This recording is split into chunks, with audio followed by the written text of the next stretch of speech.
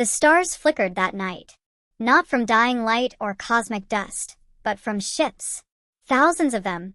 For the first time in 10,000 years, humanity had returned to known space, and the galaxy trembled at the sight. For generations, the Karth Dominion told stories of the burned ones. A vanished race of primitive mammals that once scorched half a sector in their final war, then disappeared beyond the galactic rim. Most scholars called them myth, a metaphor for extinction, a tale to warn younglings of hubris. But deep in the outer rim, near the ruins of old relay stations and shattered moons, sensors began to hum. It started as static, then harmonics, then a pulse, perfectly timed at 1-second intervals. Not random, not natural. A code.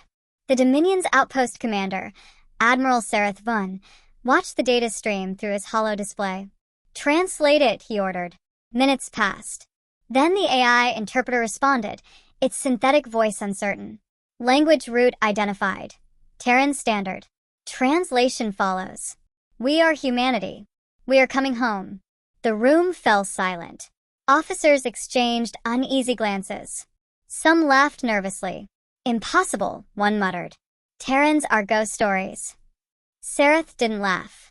He'd seen enough to know when legends start breathing again. 3 days later, the signal grew stronger. Every cycle, more nodes came online. Old satellites reactivated, automated beacons transmitting one unified message, broadcasting on every known frequency. Across the Dominion, panic whispered. Civilian networks buzzed with forbidden words. The burned ones live. The Senate convened an emergency session. Some wanted to intercept the source. Others said to ignore it. Why chase ghosts? But then, an image appeared. Not a transmission. A reflection. Long-range observation buoys in the Perseid expanse captured something enormous emerging from dark space. An armada of metallic titans, their hulls scarred with ancient writing, their engines glowing white-hot with fusion light. The Dominion Navy compared it to every known design in the archives. Nothing matched. Then the AI pulled an ancient database fragment from the pre-Dominion era. Designation: UNSC Infinity Class. Status: Human origin. Admiral Sareth's voice cracked when he whispered, "By the void, the myths are real." The command center erupted into chaos. Orders to scramble fleets, reposition stations, prepare diplomatic channels, anything. But deep down, Sareth knew, no one prepared for this. He watched the footage again. The ships didn't move like alien vessels. They moved like predators, silent, coordinated, patient. A formation of 3 massive dreadnoughts drifted forward, surrounded by thousands of smaller craft. Then, with cold precision, they stopped just shy of Dominion space. And they waited. "Why are they attacking?" asked Lieutenant Veery. Sareth narrowed his eyes. "Because they're human. They don't start wars." He paused. "They finish them." The Dominion sent a delegation, a fleet of envoys escorted by 6 battlecruisers, to establish contact. Hours stretched into days. The human ships remained motionless. Finally, a channel opened. Static hissed. Then a voice, raw and human, filled every Dominion frequency. "To the species of the Dominion, you hold what once was ours. You stripped Earth's cradle bare. You called it cleansing. We call it theft." The Dominion's envoy captain responded shakily. "This is ancient history. None living remember your kind." "We do," the voice replied. "And we remember everything." Sareth's blood ran cold. Every screen in the room flickered as the human fleet transmitted a data burst, a visual archive of Earth's fall. Cities burning. Oceans drained for alien harvesters. Humans hunted, scattered across the void. And then the voice again, quieter now. "You told your children, we were myths. Myths don't send armadas." The transmission ended. Every Dominion warship powered its shields in unison. The galaxy that had forgotten humanity now faced them once more, and remembered feared, on the edge of the Perseid expanse, human ships ignited their engines. The void shimmered as they formed attack lines, each vessel marked with a single insignia. A faded blue Earth, surrounded by 7 stars. And above it, one line of text blinked into every dimension. When the first human volley hit, the stars themselves seemed to scream. It wasn't a battle. It was an announcement. Humanity had returned, and the galaxy would never forget their name again. The Dominion's fleets had fought countless wars. Against insectoid hive kings. Against machine swarms that ate moons. Against entire civilizations that rose and fell in centuries. But none of that prepared them for what came out of the void that day. From the cold depths beyond the Perseid expanse, the Terran Armada moved like a single organism, an iron serpent of light. Each vessel was old, yet not ancient. Scarred, yet reborn. Their hulls bore the marks of hundreds of rebuilds, their designs layered with alien alloys and human ingenuity. No two ships were identical. Some were angular and brutal, others sleek and predatory. But every one carried the same insignia, the faded blue earth, ringed by 7 stars, the mark of the united Terran remnant. Admiral Sereth Vun watched in awe as Dominion defense grids activated. Energy spikes lit the night like storms. "Range closing," said his sensor officer. "How many ships?" Sereth asked. The answer came in a whisper. "Too many to count." Then the first message appeared on Dominion channels, a single, calm human voice. "To the Karth Dominion. This sector belonged to Earth. Withdraw immediately or face reclamation under Article 1 of the Rebirth Accord." No one in the room knew what that meant. Rebirth Accord? It wasn't in any database. But then came the next message, this time not words but numbers. Coordinates. They matched every Dominion world built on the ruins of ancient Terran colonies. Humanity wasn't coming for conquest. They were coming for home. The first volley came from the human dreadnought Vigilant Dawn. Its rail batteries were so large that their magnetic trails tore faint auroras across space. The slugs struck Dominion battleships before they even detected the launch. One moment the Dominion flagship Valkyr existed. The next it was a drifting, molten wreck. The shockwave echoed through the sector's relay networks. Entire star systems watched as the battle unfolded like a legend reborn. And through it all, the humans said nothing more. Admiral Sereth refused to surrender. "Signal every remaining ship. I want a full formation. We show them we are not prey." He slammed his fist against the command console. "Let them remember our names too." The Dominion fleet formed its defensive wall, hundreds of cruisers linking shields and forming a lattice of plasma fire. It was beautiful in its defiance, a shining line of blue light against the black. The human ships stopped just outside engagement range. Silence again. Then, slowly, the Terran formation split into 7 divisions. 7 fleets. 7 commanders. 7 stars. The mark on their hulls. Each division moved with perfect precision, targeting separate Dominion fronts. And when they advanced, the Dominion sensors recorded something terrifying. The humans weren't using FTL drives. They were folding space itself around their ships, an ancient, forbidden technology once theorized but never achieved by any living species. Humanity hadn't just returned. They'd evolved. They had become something else entirely. On board the Vigilant Dawn, Admiral Mira Solen stood at the viewport, her silver uniform glinting under holographic light. Her eyes were old, older than they should have been. "Report," she said softly. "Dominion defenses forming up, Admiral. They're hailing us again." Myra's voice was calm.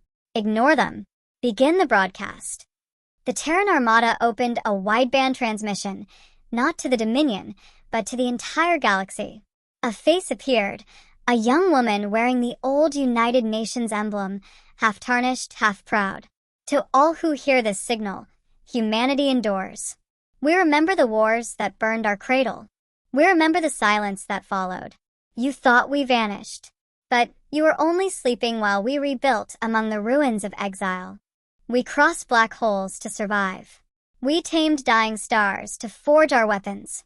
And now, we return. Not to conquer, but to reclaim what was stolen." The broadcast cut out. Across 1,000 worlds, species that had only known humans as bedtime stories suddenly looked to the sky in fear and awe. Back on the Dominion flagship, Admiral Sareth whispered to himself, "They don't sound like soldiers, they sound like ghosts." The human fleet began its second strike. Precision fire. No wasted energy. No chaos. Only deliberate destruction. Dominion ships fell in elegant arcs, debris scattering like embers. For every 10 Dominion vessels lost, the humans lost none. It wasn't war. It was judgment. And yet, deep within the chaos, something remarkable happened. A single Dominion ship, Caratha's Edge, managed to disable one of the smaller Terran escorts. The humans didn't retaliate immediately. Instead, their ships pulled back, and recovery drones swarmed the wreck. Within minutes, the human vessel was gone, retrieved without a trace. It was as if they refused to let their dead fall into alien hands. That small, human act of reverence, of loyalty to the fallen, echoed louder than all the thunder of war. Admiral Sareth watched the burning wreckage and felt something no alien had felt in millennia. Respect. He whispered, "If they are myths, they are the kind that gods fear." The Dominion High Command called for a retreat. But as their ships scattered, the human armada did not pursue. They simply halted. Engines dimmed. Weapons powered down. Then another message appeared on every frequency. "You took her home once. Now we will take back the stars." As the Dominion fled, long-range sensors across the galaxy detected hundreds, then thousands, of identical Terran signatures emerging from the void. They weren't just a fleet. They were a civilization reborn. And somewhere, far beyond the rim, a signal whispered through the dark. Phase 2, the awakening. The stars began to vanish, one by one. Not destroyed, but hidden, as if a curtain of light was being drawn across the galaxy. Every observatory, every empire, every eye that looked skyward saw the same message written in darkness. Humanity has awakened. For centuries, the galaxy believed the humans were gone, their ashes scattered by the wars of old. But the truth was buried far deeper. When Earth fell, humanity did not die. They hid, not in the void, but in the spaces between it. In quantum folds and gravitational shadows, they built something called the Cradle Network, a lattice of artificial dimensions anchored to collapsed stars. Inside those pocket realms, time passed differently. 1,000 galactic years outside, barely a century within. And in that short span, humanity learned to rewrite the laws of the universe. Admiral Mira Solen stood aboard the Vigilant Dawn as the Armada entered Phase 2. Around her, holograms of entire star systems shimmered and flickered as if reality itself was bending to human will. "Status," she asked. "Network synchronization complete," replied her AI, designated Eidolon. "Dimensional anchors holding at 99.7%. All fleets are linked through subspace entanglement. The cradle is online." "Good," Mira said quietly. "Let them see what we've become." The viewports dimmed as 1,000 ships engaged their warp spheres simultaneously. Every Terran vessel became surrounded by a corona of light, a fusion of relativity and geometry, shimmering like halos. For the first time in recorded history, space itself bent around the human fleet rather than in front of it. They weren't moving through space. They were rewriting it. In the Dominion capital, panic turned to chaos. The Senate chambers overflowed with terrified ambassadors and military officers. Transmission after transmission came in, entire constellations going dark, fleets disappearing without combat. The humans weren't destroying them. They were removing them from the map. "Explain this," roared Senator Trivex, pounding the table. Admiral Sareth stood before them, pale and trembling. "They're not using weapons," he said hoarsely. "They're using physics." He pulled up a hologram of a star system caught in the phenomenon. Space rippled like water. Gravity's signatures inverted. Then, all at once, everything within a light-year radius folded inward. Gone. Not obliterated, but displaced. No explosion. No debris. Just emptiness. The humans weren't erasing worlds.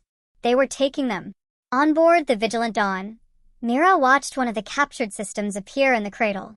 a perfect mirror of reality. Planets, suns, even atmosphere preserved exactly. Her voice was almost reverent. Another piece of home restored. Idolin's tone was analytical, but even synthetic minds carried a trace of awe. Admiral, if we continue at this rate, the Cradle network will encompass half the Perseid arm within 2 weeks. Not yet, Mira said.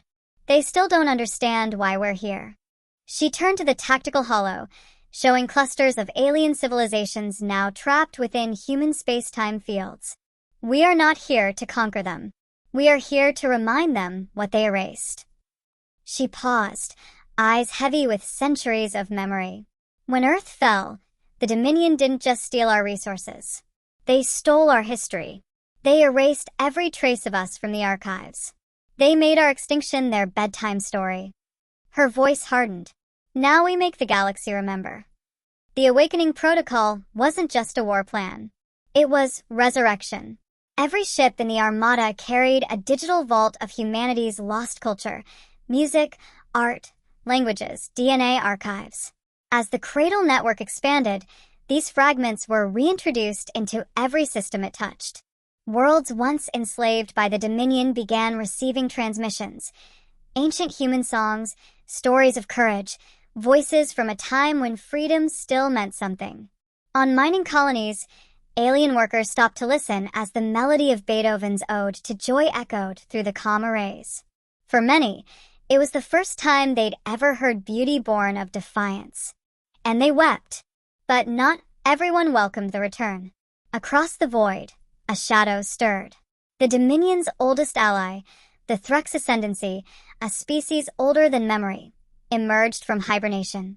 Their fleets were silent, their ships built from living metal, their minds linked through collective consciousness. Their leader, the Elder Mind, transmitted a message across all frequencies. Humans were purged for a reason. They burn reality itself when left unchecked. If they rise again, the stars themselves will weep. The warning echoed through the Cradle, and humanity heard it. Admiral Mira turned to her officers. Idolin, prepare the fleet. They'll come for us now. Affirmative, the AI replied. But Admiral, are we ready to fight gods? Mira smiled faintly. We don't fight gods. We remind them what mortals can do. As the Threx armadas emerged from subspace, the galaxy held its breath. Billions of ships aligned, weapons charged, reality trembling under the weight of what was coming. And humanity, myth reborn, stood ready, not as conquerors, not as saviors, but as survivors who refused to vanish again. The Cradle pulsed one final time. Across the cosmos, stars dimmed, planets vanished, and light itself bent in reverence. Every species that once mocked the legend of Earth now whispered a single word in terror and awe. Deep within the Cradle's heart, a colossal structure awakened, a planet-sized forge of ancient origin. Its core ignited with blue light, and a single, chilling signal spread across every Terran ship. The Sun of Sol, long dead, long forgotten, flared to life once more. Every telescope, every satellite, every eye across the galaxy turned to see the impossible. Earth's star had been reignited, and with it, the heart of humanity. At the center of the Cradle network, the Forge of Soul burned like a newborn star. It wasn't a weapon, though it could end worlds. It was a memory, a reconstruction of what once was. Earth's sun reborn through human will, drawn from the ashes of collapsed stars and quantum matter. Surrounding it hung millions of ships, stations, and habitats, the combined might of the united Terran remnant, a civilization resurrected from exile. But the Forge's awakening carried a terrible cost. Its gravitational pulse tore through the galaxy's subspace lattice, destabilizing warp routes and dragging everything toward one inevitable convergence point. The war wasn't ending. It was collapsing toward Sol. In the Dominion capital, fear became madness. Worlds screamed for evacuation as gravity storms ripped through their skies. The Threx Ascendancy's fleets, billion strong, surged toward the growing singularity at the heart of the human network. To them, humanity was a virus, an echo that refused to die. To humanity, The Threks were the architects of their extinction. It was not just a battle for territory anymore. It was a war for the narrative of existence. On the bridge of the Vigilant Dawn, Admiral Mira Silen stood before a projection of the Forge's interior. It resembled an artificial sun surrounded by rings of living metal. Within its heart, the quantum seed of old Earth pulsed with light, faint outlines of continents, oceans, even weather patterns forming from streams of plasma. Eidolon, the ship's AI, spoke softly. Admiral, it's working. The Genesis lattice has reconstructed 87% of planetary structure. Earth lives again. Mira exhaled, voice trembling. Then it's true. We can go home. But there was no time for celebration. The Threx fleets had arrived. From beyond the cradle's edge, the void split open. Living ships of black crystal, each the size of a moon. They communicated through gravity waves and psychic resonance, their combined presence warping nearby stars. A voice, vast and cold, filled the comm channels. Children of ruin, you tamper with creation. You have stolen fire once more. Then burn, Mira whispered. She raised her hand. All fleets, formation Genesis. Prepare to defend the Forge. The ensuing clash was beyond anything recorded in galactic history. Human dreadnoughts collided with Threx leviathans, their weapons tearing holes in the very fabric of space. Planetary shields folded. Moons shattered. The light of battle eclipsed suns. Each human ship fought like a story being written in flame. Thousands of voices united not by command, but by belief. The belief that no one erases humanity twice.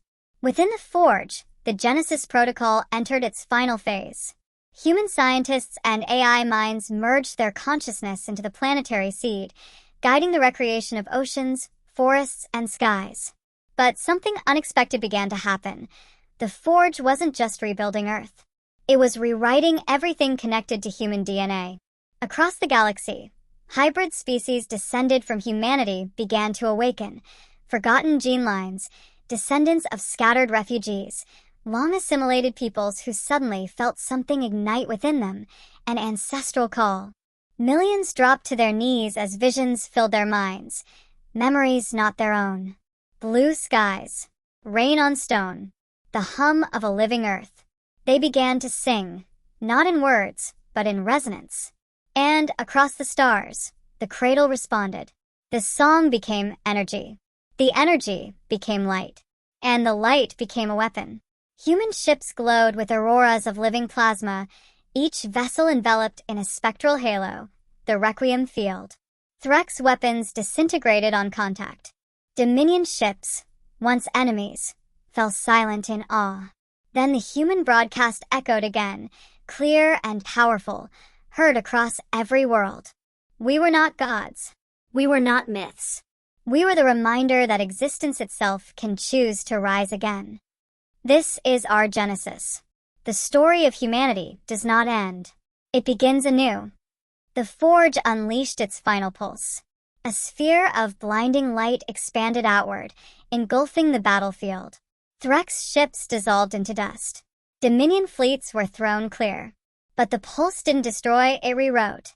Where destruction had ruled, new stars bloomed. Where voids yawned, worlds were formed. And at the center, a blue planet spun under a golden sun. Earth. Not the old one. A new world, forged from memory and defiance.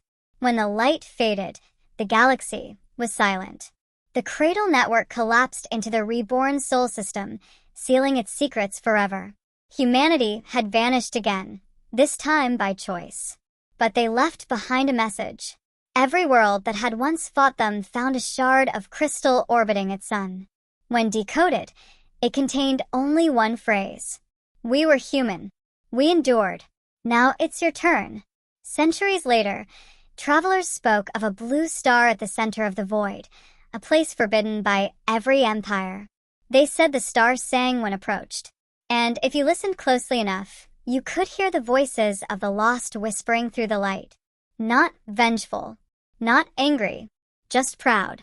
Because humanity had done what no other race had ever achieved.